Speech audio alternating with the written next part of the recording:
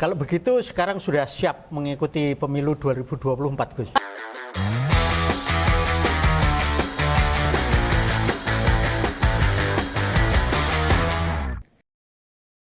Assalamualaikum warahmatullahi wabarakatuh. Waalaikumsalam. Selamat malam pemirsa Radar Kudus TV.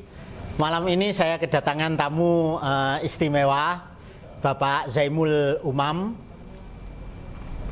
Beliau adalah adik Gus Bahak, Kiai Haji Bahauddin Nur Salim dari Rembang yang sangat kondang itu. Jadi kami merasa sangat luar biasa kedatangan tamu yang luar biasa ini. Sugeng dalu Gus Umam. Selamat datang di kantor Jawa Pos Radar Kudus. Kayaknya malam ini Gus Umam ini sedang ada safari politik, Gus. Enggak, ini memenuhi janji adik ke kakak yang sudah lama terjadwalkan tertunda terus kan. Oh ya. Jadi Gus Umam ini adalah Ketua DPC Partai Persatuan Pembangunan Kabupaten Rembang. PPP di Rembang ini juga sangat fenomenal karena di pemilu yang lalu itu mendapatkan 10 kursi dan bisa mengusung calon bupati dan menang. Bahkan ketika tidak bisa mengusung calon bupati dan calon bupatinya itu maju lewat independen, itu juga menang karena didukung sepenuhnya oleh Partai Persatuan Pembangunan. Siap, gitu ya Gus ya? Ya. Nah, ini saya ingin tahu Gus, ini kan 2024 sudah dekat juga gitu. Semua partai sudah melakukan konsolidasi. Nah, P3 di Rembang kayak apa Gus? Sama alhamdulillah P3 Rembang, saya dan teman-teman pengurus struktural mulai tingkat ranting, PAC, DPC juga melakukan hal yang sama. Artinya kita konsolidasi internal maupun eksternal, kita silaturahim dengan semua komunitas-komunitas yang ada di Kabupaten Rembang. Begitu juga kita memperkuat di internal kita, mulai pengurus struktural, Banom. Kita ada WPP yang khusus untuk perempuan-perempuan itu, ada GPK, ada AMK yang nanti segmennya ini untuk pemilih-pemilih yang milenial kayak teman-teman AMK. Kalau GPK nanti akan fokus di pemilih yang Gen Z. Jadi nanti akan kita petakan mana yang menjadi tanggung jawab teman-teman supaya kerjanya lebih terukur. Gitu. Ya, ya. Jadi kalau begitu sekarang sudah siap mengikuti pemilu 2024, Gus? Tahapan kita sudah, bahkan kita sudah membentuk Lajnah Pemenang Pemilu, kita sudah membentuk badan saksi, kita juga sudah membentuk istilahnya di kita itu ada tim penetapan caleg. Itu sudah terbentuk semua dan alhamdulillah persiapan untuk teman-teman yang mau nyalek kita sudah konsolidasi, kita silaturahim dengan teman-teman yang ingin mengabdikan diri kepada Kabupaten Rembang lewat P3 itu alhamdulillah sudah hampir 85% lah kira-kira itu. Siap. Jadi apakah P3 Rembang nanti masih bisa mempertahankan dominasinya dengan memperoleh 10 kursi atau bahkan bisa lebih, Gus? Saya yakin dengan kebersamaan yang telah ditanamkan pada senior-senior kita dulu ketika eranya Gus Kamil, sekretarisnya Pak Hafid, selalu menekankan kita bahwasanya di organisasi P3 ini harus kerja kolektif kolegial. Artinya ini menjadi tanggung jawab kita bersama, bukan menjadi tanggung jawab saya personal selaku ketua. Dan alhamdulillah semua teman-teman pengurus struktural jalan termasuk beliau Pak Hafid Bupati yang notabene kader kita juga ikut sering pertemuan ketika ada konsolidasi internal. Beliau juga menyempatkan hadir, menyempot kita dan teman-teman. Begitu juga Ketua DPRD Kabupaten Rembang juga kader kita. Jadi alhamdulillah di Rembang itu bupatinya dari P3, Ketua DPR-nya dari P3. Ya. Jadi pemirsa, Pak Abdul Hafid yang disebut-sebut Gus Umam tadi adalah Bupati Rembang yang sekarang, dan itu sudah menjabat 2 periode. Sebelum Gus Umam itu menjadi Ketua DPC P3, itu Ketua DPC-nya dipegang juga oleh Pak Hafid. Gus Kamil, Gus Pak Hafid, Kamil, sekretaris. Beliau sekarang menjabat Ketua Majelis Pertimbangan. Oh, siap. Gus, ini ngomong-ngomong, Gus Umam ini kan udah sangat terkenal juga, apalagi apalagi di balik Gus Umam itu kan ada Gus Bahak gitu, sama-sama putranya Kiai Haji Nur Salim itu. Apakah Gus Umam ini ada kerentek keinginan untuk nyalon menjadi bupati? Karena masa jabatannya Pak Hafid itu kan nanti akan habis ini dan tidak bisa mencalonkan lagi karena sudah 2 periode. Ya, ini memang pertanyaan yang sering muncul ke saya. Saya sudah sering menyampaikan bahwasanya saya tegaskan, saya ini di P3 mengemban amanah selaku ketua itu saya hanya punya satu tujuan, yaitu khidmah dan ingin meneruskan perjuangan guru-guru saya. Ada Mbah Maimun, ada almarhum Gus Kamil, ada Gus Atib, juga Pak D saya, paman saya, ada Kiai Haji Taifur, Kiai Haji Hajul Ma'alib, ada orang tua saya yang sampai akhir hayatnya di P3. Karena bagi saya, sebagaimana yang disampaikan Sayyid Muhammad itu, al-khidmah la tudrok, artinya khidmah itu sebuah momentum. Bila momentum saya untuk khidmah kepada beliau-beliau dengan cara apa, ya harus saya menjaga eksistensi P3 ini, khususnya di Kabupaten Rembang. Makanya saya sering mensupport pada teman-teman, kita di P3 ini jangan sampai punya kepentingan apapun, kecuali satu tujuan, yaitu khidmah. Dengan cara apa kita membahagiakan beliau lewat P3 di Kabupaten Rembang ini harus menang. P3 di Rembang kemarin itu di 2014 itu dapat 72.975. 2019 itu dapat 90.775. Artinya ada kenaikan sekitar 17.823. Suaranya naik, tapi kursinya nggak naik. Karena di 2014 juga 10, 2019 juga 10. Maka target, tentu setiap ketua partai lah pasti ingin punya target partainya menang, tambah kursi. Kalau saya kepengennya ya P3 tetap menang, syukur tambah kursi. Paling tidak ya 12 lah. Dan ini kita sudah petakan, kita sudah simulasikan, insya Allah lah hasil kerja keras yang sudah kita lakukan sama teman-teman itu. Jadi kalau misalnya Gus Umam ini diusung sebagai calon bupati, siap juga? Saya belum berpikir juga belum terbesit pun sama sekali tidak punya. Walaupun ada pertanyaan, pokoknya fokus bagaimana P3 menang, karena segala sesuatu yang berkaitan dengan politik dinamis. Jadi saya nggak berpikir untuk soal maju pilkada di 2024. Arahnya Gus Umam sendiri itu kira-kira yang ke eksekutif atau ke legislatif? Enggak, saya sudah komitmen dengan sekretaris DPC, beliau Gus Rosid, putra dari Kiai Haji Abdullah Bab Maimun, cucu dari Mbah Mun. Kita sama-sama nggak nyalek. Kita sama-sama nggak nyalek karena kita ingin fokus untuk membesarkan P3 di Kabupaten Rembang. Itu kita itu. Jadi karena ini butuh tenaga pikiran yang luar biasa untuk berjuang di partai itu. Jadi di Rembang ini sangat unik. Di sana gudangnya para kiai, gudangnya para santri, kiai-kiai besar ada di Rembang. Kiai Maimun Zubair itu ada di sana, Gus Bah ada di sana, Gus Mus ada di sana, dan semua itu berkaitan dengan P3. Gus Umam sendiri itu pernah menjadi anggota DPRD Kabupaten Rembang ya Gus ya? 2014-19. Ya. Makanya banyak orang menyebut-nyebut Gus Umam ini kan jalur dunia, kalau Gus Bah itu jalur akhirat. Akhiran yang berat lah. Gus, tapi ini sudah sepengetahuan keluarga ya Gus, termasuk dari Gus Bah ya? Pasti, jadi kita ya sama, nggak mungkin saya melakukan, saya sudah nggak punya orang tua. Artinya kakak-kakak saya, orang tua saya. Artinya segala sesuatu yang saya lakukan pasti saya konsultasikan dengan beliau-beliau.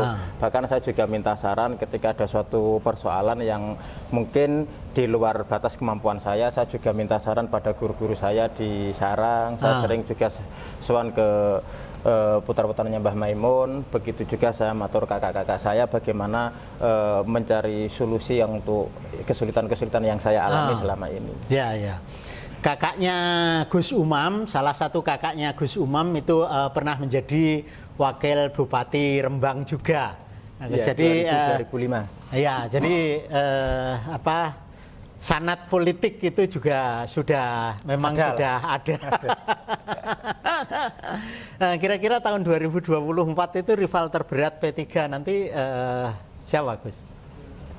Jadi di Rembang itu kan yang menang pertama P3 10 kursi, ya. PKB ya. 8 kursi, Nasdem 7 kursi, PDI 6 kursi. Ya, ya. Ya mungkin petanya ya partai-partai yang itulah kira-kira itu. Ya, ya.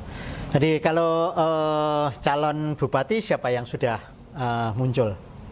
Kayaknya setiap partai belum sih, karena mungkin fokus konsolidasi persiapan di 2024. Pilkada itu kan acuannya tetap setelah hasil pileg di 2024 itu Februari. Pilkada kemungkinan bulan November, artinya mau mengusung sendiri atau dengan koalisi atau kayak apa kan tetap menunggu hasil dari pilihan legislatif di bulan Februari itu. Tapi sekarang gerakannya Gus Umam itu lincah sekali ke sana kemari, juga sudah melakukan pendekatan partai. Kira-kira arah koalisinya kemana, Gus? Enggak, ya tadi saya tegaskan bahwasanya saya memang dekat dengan siapapun karena saya ini kan nggak punya tanggung jawab di pesantren, jadi kan bebas, nggak kayak saudara-saudara saya. Jadi, apalagi juga ini ya tadi yang saya sampaikan di awal, tekad saya harus menjaga kemenangan P3 di Kabupaten Rembang. Jadi saya belum berpikir soal pilkada, apalagi tentang koalisi. Tetap nanti segala yang berkaitan dengan keputusan politik tetap akan kita rapatkan di jajaran pengurus DPC. Kita akan minta saran teman-teman PAC, ranting, bahkan kita juga sowan pada kiai-kiai sesepuh-sesepuh P3. Nah, ketika ini Gus Umam juga sowan kepada Gus Bahak, kira-kira apa pesannya Gus Bahak kepada Gus Umam? Ya sama tadi, bahwasanya pokoknya di politik niati khidmah Mbah Mun, itu pesan beliau pasti itu. Nggak pernah lepas dari itu. Artinya karena kita tahu hampir sebagian ketika beliau masih sugeng didedikasikan untuk P3. Jadi kita selaku generasi penerus tentu ingin menjaga itulah kira-kira khususnya di Partai Persatuan Pembangunan Kabupaten Rembang itu.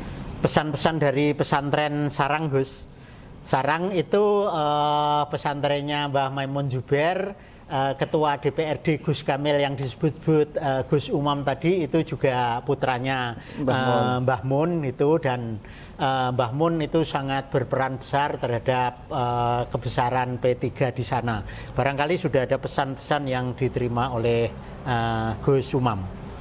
Ya kalau saya sih sering, bahkan termasuk beliau Mbah Maimun sebelum kapundhut bulan Mbah Mun kapundhut itu Agustus saya ndereke beliau itu kurang sekitar bulan Juni akhir.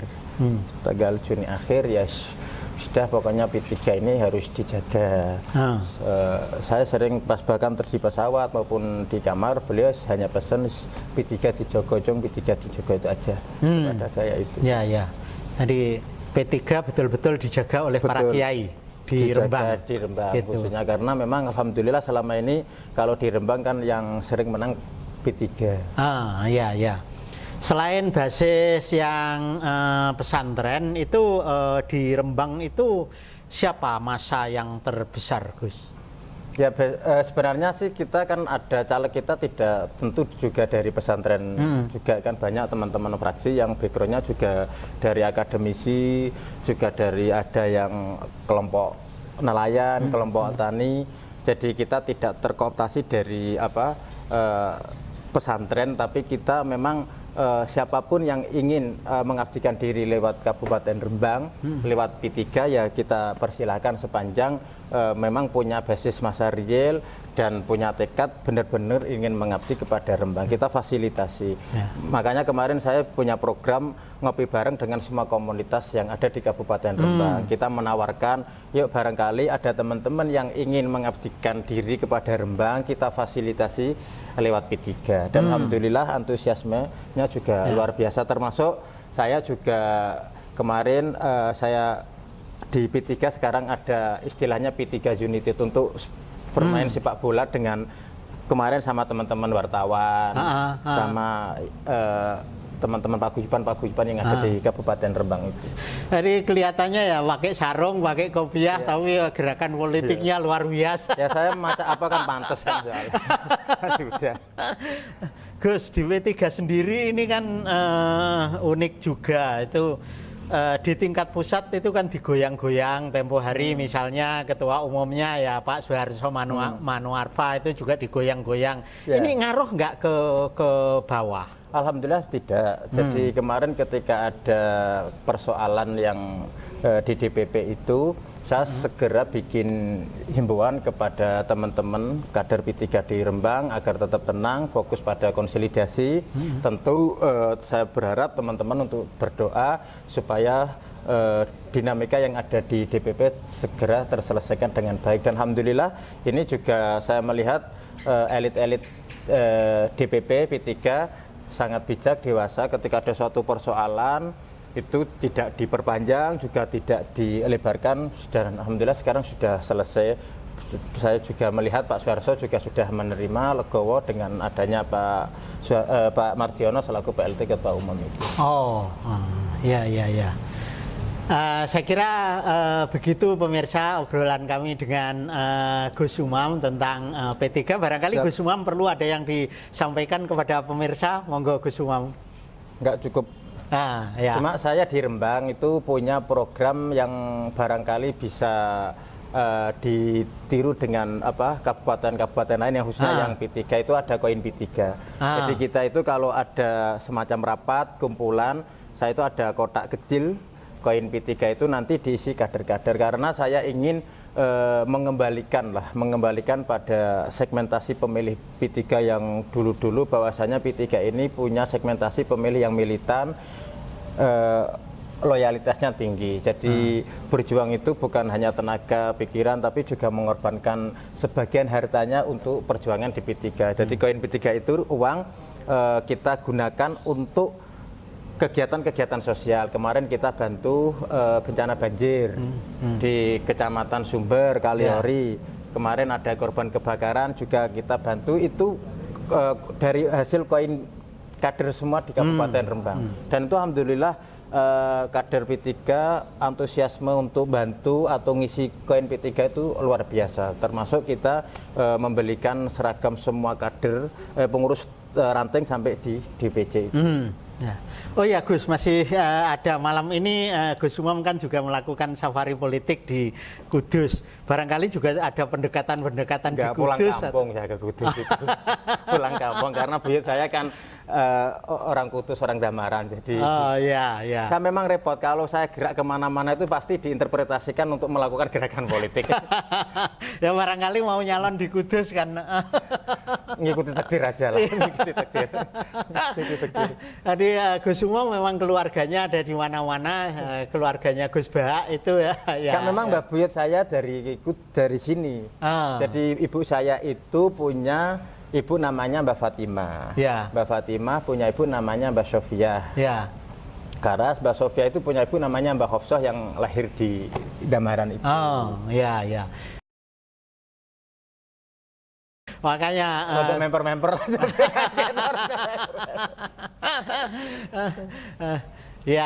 Oke, begitu pemirsa obrolan singkat kami dengan Gus Umam. Matur suwun Gus Umam.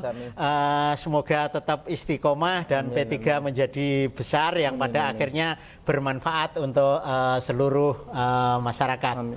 Selamat malam pemirsa. Wassalamualaikum warahmatullahi wabarakatuh. Waalaikumsalam warahmatullahi wabarakatuh.